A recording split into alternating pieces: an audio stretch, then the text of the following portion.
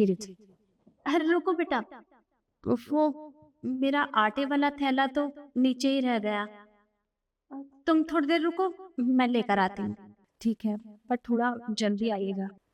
हाँ, सुनो, मेरा ये थैला यहाँ पर रखा है, तुम इसका ध्यान रखना, कहीं ऐसा ना हो कोई इसे उठा कर ले जाए। ठीक है, कोई दिक्कत नहीं है, यहाँ से कोई नहीं लेके जाएगा, मैं यहीं पे खड़ी हूँ, बस आप जल्दी आ जाना। मैं बस अभी गई और अभी आई।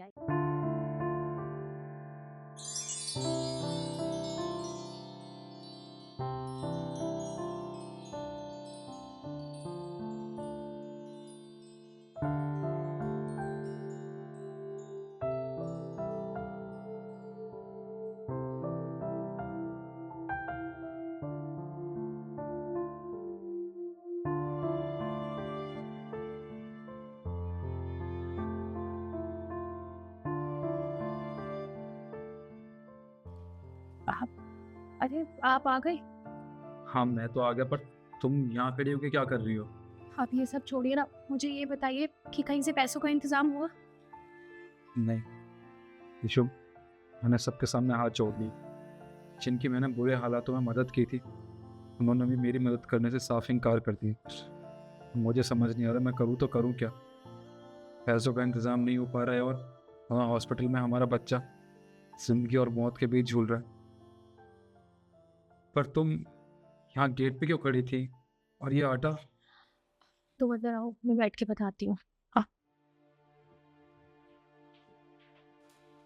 यशु, मुझे कुछ समझ नहीं आ रहा, मैं क्या करूँ। हाँ मेरा बच्चा हॉस्पिटल में एडमिट है। मैंने अपने सारे रिश्तेदारों के सामने हाथ फैला लिए, मुझे पैसों की ज़रूरत है अपने बच्चे के लिए, पर सबने मेरी मदद करने से मना कर दिया। वे बाप होने के नाते जितना मैं कर सकता हूँ उतना तो कर रहा हूँ, पर मेरा बच्चा अगर मुझसे दूर हो गया तो मैं ये सह नहीं पाऊंगा। देखो निखिल, परेशान होने की जरूरत नहीं है। वो अकेले तुम्हारा बच्चा नहीं, वो हमारा बच्चा है। और देखना, वो जल्दी ठीक हो जाएगा। अरे क्या हो गया, लोगों ने हमारी मदद नहीं की तो?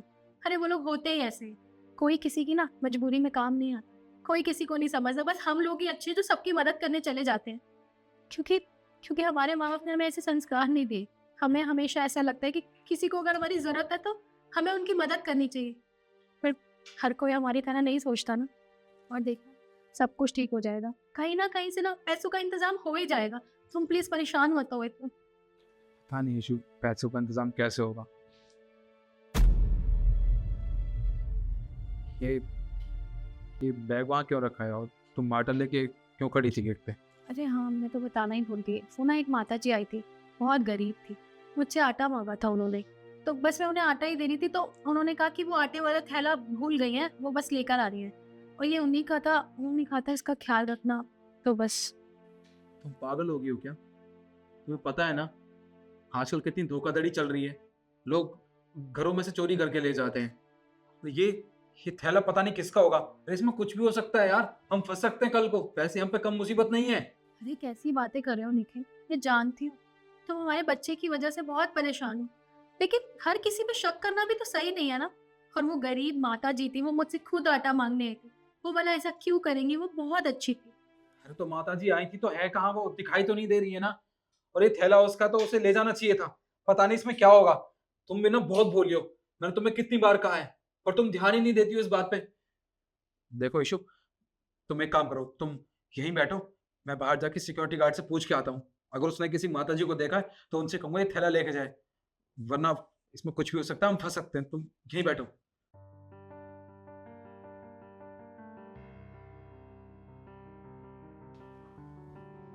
इशु, बाहर आओ। क्या हुआ निखिल, तुम इतने घबराए हुए क्यों? जल्दी बताओ। तुम्हें पता है, अभी मैं गार्ड से पूछने गया था कि उसने यहाँ पे किसी औरत को आते हुए देखा या नहीं। उसने तो साफ मना कर दिया कि यहाँ तो उसने किसी औरत को आते हुए देखा ही नहीं है। पर ऐसा कैसे हो सकता है? जब तुम आए थे तो मैं बाहर खड़ी थी ना, ये आटे का डोंगा लेके। तो मैं कोई पागल थोड़ी ना हूँ निखिल। एक माता जी आई थी, वो बहुत गरीब थी। उन्होंने मुझसे आटा मांगा था, मैं उनको वही दे रही थी। उन्होंने कहा उनके आटे वाला थैला नीचे रह गया, तो वो बस लेने गई थी। ऐसा कैसे हो सकता है? अगर तुम सच कह रही हो तो सिक्योरिटी गार्ड झूठ थोड़ी कहेगा। देखो, मैंने तुमसे कहा था ना कि किसी भी अनजान आदमी का सामान तुम घर में नहीं रखोगी। आजकल बहुत धोखाधड़ी हो रही है, इसमें कुछ भी हो सकता है। तुम एक काम करो, तुम पीछे हो जाओ, मैं चेक करता हूँ इसमें क्या है। पीछे हो।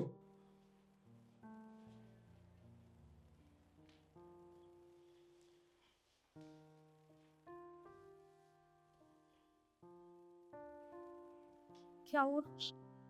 ईशु, इसमें तो पैसे हैं। पैसे? हाँ, ये देखो, इतने सारे पैसे। पर ये पैसे कैसे आ सकते हैं? ये तो उन माता जी का, उन्होंने मुझे कहा था इसका ख्याल रखना, मैं अभी आ रही हूँ। तो उनके पास इतने पैसे कैसे हो सकते हैं? क्योंकि वो खुद गरीब थी, मुझसे आटा लेने आई थी। मुझे भी समझ नहीं आ रहा। तुम कह रही हो यहाँ कोई माता जी आई थी, सिक्योरिटी गार्ड कह रहा है उसने यहाँ किसी को आते हुए देखा नहीं है। हाँ, अगर वो आई होंगी ना यहाँ पे, तो ये जो सीसीटीवी कैमरा यहाँ पे लग रहा है, इसमें जरूर वो रिकॉर्ड हुई होंगी। मैं एक बार अपने फोन में चेक करता हूँ।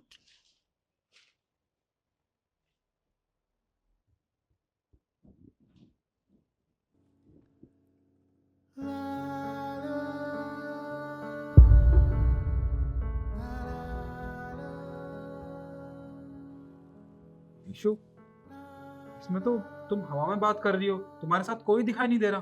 कैसी बातें कर रहे हो? मुझे दिखाओ। देखो,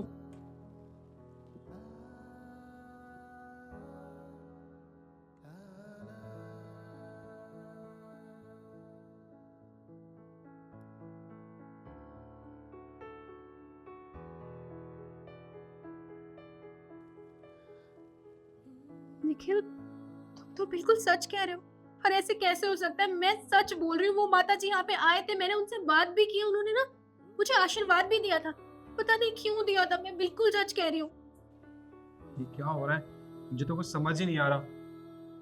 एक तरफ हमारा बच्चा वहाँ हॉस्पिटल में, दूसरी तरफ ये पैसे रख के चला गया कोई, और फोन में कोई रिकॉर्ड भी नहीं हुआ तुम्हारे साथ। मुझे ऐसा लगता है ना, वो माता जी के रूप में ना भगवान जी खुद चल के हमारी मदद करने आए थे।